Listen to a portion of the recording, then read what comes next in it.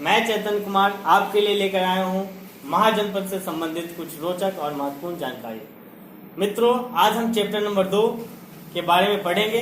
हम इसमें जानेंगे कि महाजनपद से संबंधित कौन कौन सी वे बातें हैं जो हमारे लिए बोर्ड एग्जाम के लिए खासकर जरूरी है। तो आइए शुरू करते हैं। हमने यहाँ लिखा है उत्तर वैदिक काल में लोहे की खोज हुई। सबसे पहले आप ध्यान रखेंगे कि लोहे की खोज कब हुई। तो लोहे की खोज उत्तर वैदिक काल में किया गया था। जैसे ही लोहे का खोज होता है उसके बाद कौन सी क्रांति होती है उसको हम देखेंगे। लोहे को खोज के परिणाम स्वरूप आर्थिक और सामाजिक जीवन में, किसमें? आर्थिक और सामाजिक जीवन में क्रांतिकारी परिवर्तन हुआ। मित्रों, हम जानते हैं कि जब लोहा का खोज हुआ था तो लोहा के खोज के कारण जो है हमारा जो जीवन था उसमें एक महत्वपूर्ण बदलाव आया था। क्योंकि हम जानते हैं बहुत सारे वैसे मशीन हैं, अस्त्र शस्त्र हैं जो लोहे के द्वारा बनाए जाते हैं, जिससे हमें शिकार करने में या युद्ध लड़ने में मदद मिलती है। तो इसलिए हम बोल सकते हैं कि उससे जो हमारा भोजन का जो स्रोत था या फिर जो सामाजिक क्रियाकलाप थे उसमें एक विशेष प्रकार का जो है ना परिवर्तन आया। उसके आगे हम देखते हैं क्या लिखे हम, आर्थिक और सामाजिक जीवन। ठीक है, आर्थिक और सामाजिक प्रगति के कारण राजनीतिक जीवन का विस्तार हुआ।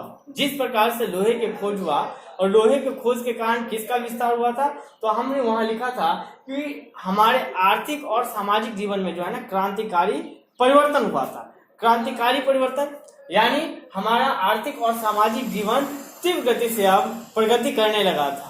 उस प्रगति के कारण जैसे ही हमारा आर्थिक और सामाजिक जीवन सशक्त हुआ तो उसके कारण जो हुआ राजनीतिक विस्तार हुआ। उसके परिणाम स्वरूप क्या हुआ? राजनीतिक विस्तार हुआ। अर्थात जैसे ही अब क्या हुआ ना कि हम उस समय क्या था ना कि छोटा छोटा कबीला हुआ करता था। हमने यहाँ लिखा भी कि पहले क्या होते थे, छोटे छोटे कबीले होते थे। कबीला जब बढ़ा, वहां जब राजनीतिक उसके मालिक, कबीला का मालिक कौन होता था? सरदार होता था। उससे जब इकाइयां बढ़ी तो वह जन का रूप ले लिया। जन से विस्तार हुआ तो क्या हो गया? जनपद हो गया। और जनपद से जब विस्तार हुआ तो वह महाजनपद के रूप ले लिए। और इसी के बारे में हमें पढ़ना है, महाजनपद के बारे में ही हमें पढ़ना है। हमने इधर लिखा है कि 6वीं शताब्दी आते आते क्या हुआ? 6वीं शताब्दी आते आते यह जो कबीला था, कबीला किसका रूप ले लिया? तुम महाजनपद के रूप में ले लिया, महाजनपद का रूप ले लिया। आगे देखते हैं हम इधर क्या लिखे हैं, आइए देखते हैं। यह वही दौर था, कौन सा? 6वीं शताब्दी का दौर, जब लोहा का खोज हो चुका था। यानी 6वीं शताब्दी ईसा पूर्व की ये बात है। ठीक है, 6वीं शताब्दी ईसा पूर्व, यहाँ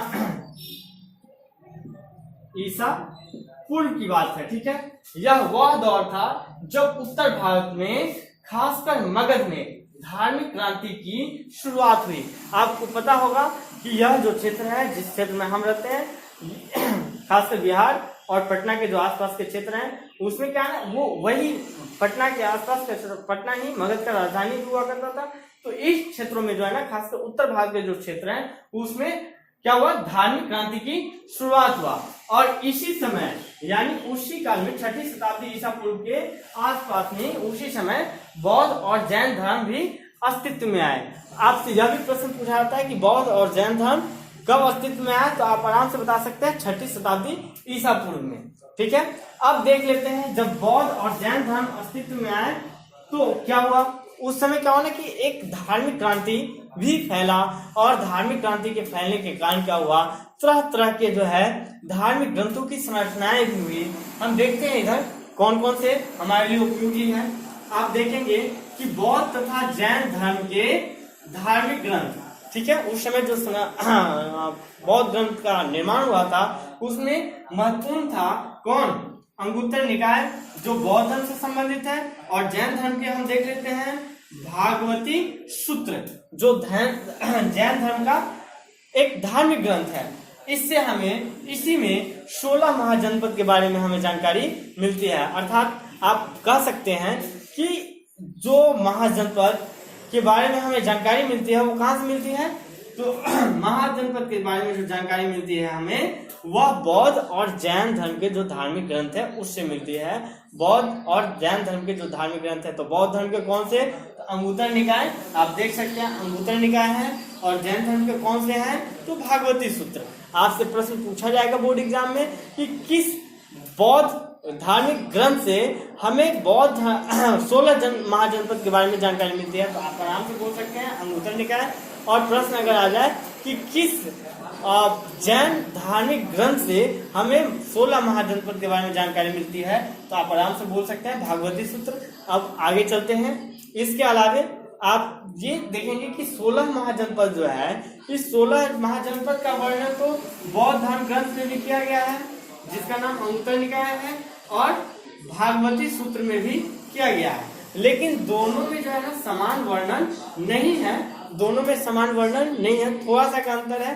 तो उस थोड़े से अंतर पे हम उतना ध्यान नहीं देंगे, हम मानेंगे कि लगभग सब बराबर है। आगे देखते हैं 16 महाजनपद के बारे में तो जानकारी मिल गई। अब हम यह जानेंगे कि यह 16 महाजनपद में जो है ना किस प्रकार की प्रशासनिक व्यवस्था थी, उसके बारे में भी हम जानकारी प्राप्त करने के सोचेंगे। तो आइए देखते हैं। उस समय 2 प्रकार की शासन व्यवस्था थी। कितने प्रकार की शासन व्यवस्था थी, तो 2 प्रकार की शासन व्यवस्था थी। पहला कौन था, तो पहला राजतंत्र था। पहला कौन था, पहला राजतंत्र, जहां राजा द्वारा शासन किया जाता था। हम जानते हैं कि राजतंत्र में राजा के द्वारा ही शासन चलाया जाता है। और दूसरा था गणतंत्र। दूसरा कौन था, गणतंत्र। गणतंत्र में किसके द्वारा, तो गण, जहां संघ अर्थात समूहों के द्वारा शासन चलाया जाता था। तो आइए एक बार और हम जान लेते हैं कि क्या क्या इसमें पढ़े। हमने पढ़ा कि उत्तर वैदिक काल में लोहा का खोज हुआ। लोहा के खोज होने के साथ ही जो हमारा सामाजिक और आर्थिक और सामाजिक जीवन था, उसमें क्रांतिकारी परिवर्तन आया। और उस क्रांतिकारी परिवर्तन के फलस्वरूप हमारे राजनीतिक जीवन का विस्तार हुआ। जब हमारा राजनीतिक जीवन का विस्तार हुआ, तो हम जो वो छोटे से कबीले में रहते थे, उससे विस्तार करके हमने जन का निर्माण किया। जन का जब विस्तार हुआ, तो उससे हमारा जनपद बना, और जनपद का जब विस्तार हुआ, तो महाजनपद बना। और कब तक यह महाजनपद बन चुका था, तो 6वीं शताब्दी आते आते यह कबीला जो था वह महाजनपद का रूप ले लिया था। उसके बाद हमने क्या बताया कि उत्तर भारत में उसी समय यानी 6वीं शताब्दी के आसपास उत्तर भारत में बौद्ध और जैन धर्म का विस्तार हुआ, जिसके कारण जो है नए नए बौद्ध और जैन धर्म का जो है ना रचनाएं हुई, जिसमें हम 2 देखें, अंगुत्तर निकाय और भागवती सूत्र, जिससे हमें 16 महाजनपद की बारे में जानकारी मिलती है। और इसके अलावा हमने यह भी देखा कि 16 महाजनपद में किस प्रकार की शासन व्यवस्था थी। तो हमने देखा 2 प्रकार की, एक तो राजतंत्र, जहां राजा शासक होता था और राजा के द्वारा ही शासन चलती थी, और दूसरा गणतंत्र, जहां संघ अर्थात समूह के द्वारा शासन चलाया जाता था। तो मित्रों, यह वीडियो आपको जरूर अच्छा लगा होगा। इसका उत्तर आप हमें कमेंट के रूप में दे सकते हैं। तो अब हम यही कहेंगे जाते जाते कि यह वीडियो देखें, यह बोर्ड एग्जाम के लिए आपके लिए बहुत जरूरी है। अगले वीडियो में हम आपको 16 महाजनपद से संबंधित कुछ महत्वपूर्ण जनपद के बारे में जानकारी लेकर आएंगे, और उस समय हम इसका विस्तृत जो है ना विवरण आपको समझाने का प्रयास करेंगे। तो चलिए मिलते हैं अगले वीडियो में। तब तक आप हमारा वीडियो देखें, लाइक करें, कमेंट करें, सब्सक्राइब करें और शेयर करें। फिर मिलते हैं नए वीडियो के साथ। तब तक बने रहिए A1 स्टडी सेंटर के साथ।